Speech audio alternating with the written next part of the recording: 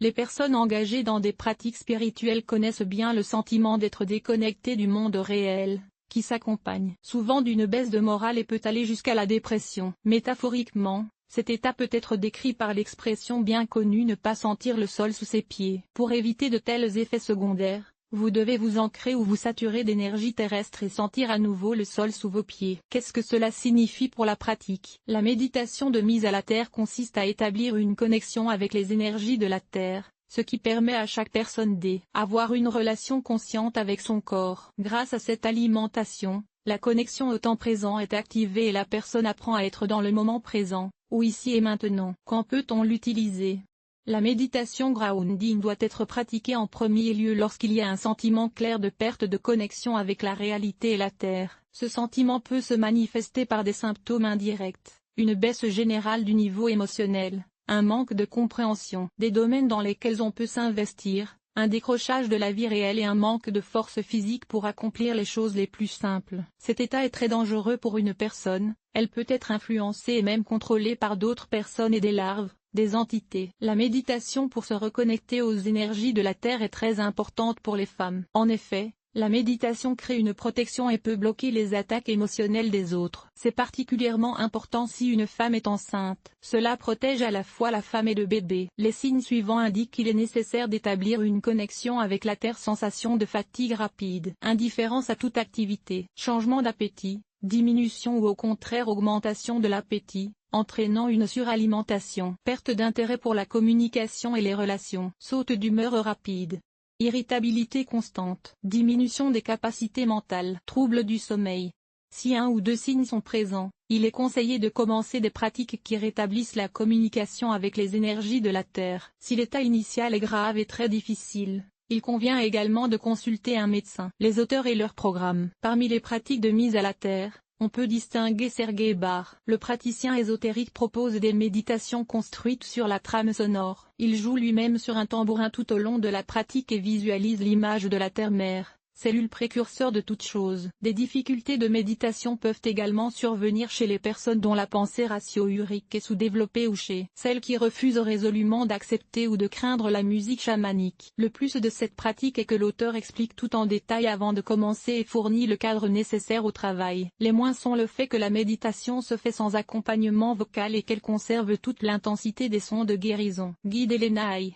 L'école slave des praticiens difficiles propose une méditation d'union avec le centre de la Terre. L'objectif est d'établir une connexion avec la Terre-Mère et de remplir le cœur d'amour. Elena utilise la visualisation comme méthode principale. Les personnes qui n'adhèrent pas aux traditions ésotériques slaves peuvent rencontrer des difficultés dans la mise en œuvre de la pratique. Les avantages de la méditation comprennent un soutien très détaillé de la voix. Le fait que cette pratique ne convienne pas aux médiateurs expérimentés est un moins. Certaines images sont mises en place pendant la méditation, ce qui prive de la possibilité d'une sensation et d'une expérience personnelle. Elena Avdeva et Elena Avdeva Practices propose une très courte méditation intitulée Blush with the Earth. Cette méditation s'appuie sur des techniques telles que la manipulation d'images et la visualisation. Les difficultés associées à cette méditation peuvent apparaître chez les personnes qui ne savent pas comment représenter certains objets et les gérer. Les avantages de la méditation incluent la disponibilité de la pratique pour les débutants. Dans les inconvénients, des pratiques plus modestes peuvent être spécifiées. Pour ceux qui pratiquent pour la première fois, en 15 minutes seulement, la méditation risque donc de ne pas atteindre ses objectifs. Daniyar Achekulov. Daniyar Achekulov, guérisseur et énergéticien, est l'auteur de Small Meditation for Grounding. Il s'occupe actuellement de flux d'énergie et de visualisation. Les informations fournies par l'auteur sont destinées à des personnes qui ont déjà une idée de la méditation et les débutants peuvent donc éprouver des difficultés à la pratiquer. Le plus de la pratique est qu'elle ne prend que 10 minutes et qu'elle peut être effectuée n'importe où, tandis que le plus important est l'absence de musique de fond, en plus du format d'information et de présentation assez complexe. Milana Romanova. Milana Romanova utilise des équipements tels que le Reiki, ainsi que le travail sur les images et la visualisation. Les difficultés de la méditation sont dues au fait que les pratiquants ne ressentent pas l'énergie des rails. Le moins montre que la pratique ne convient qu'à ceux qui connaissent et pratiquent les rails. Le plus de cette pratique est qu'elle dure environ 5 minutes et donne de bons résultats. Musique pour la méditation. Pour la méditation sur la connexion avec les énergies de la Terre, il est approprié d'utiliser de la musique associée à cet élément naturel. Musique associée à cet élément naturel. En général, la musique pour la méditation nous aide à nous débarrasser des nombreux rôles et masques sociaux qui nous habillent chaque jour et à réaliser que nous faisons partie de l'univers, de la nature. Les méthodes les plus efficaces. L'une des méditations d'ancrage les plus puissantes est la perspective de Kryon. Kryon est une essence spirituelle qui entre en contact avec certaines personnes et leur transmet ses connaissances. Lee Carroll a été l'un des premiers à entrer en contact avec Kryon. Il a publié de nombreux livres, Messages from the Lord of the Spirits. Les méditations sur l'établissement d'une communication énergétique avec la Terre le long des banlieues comprennent des techniques telles que la chakra-respiration,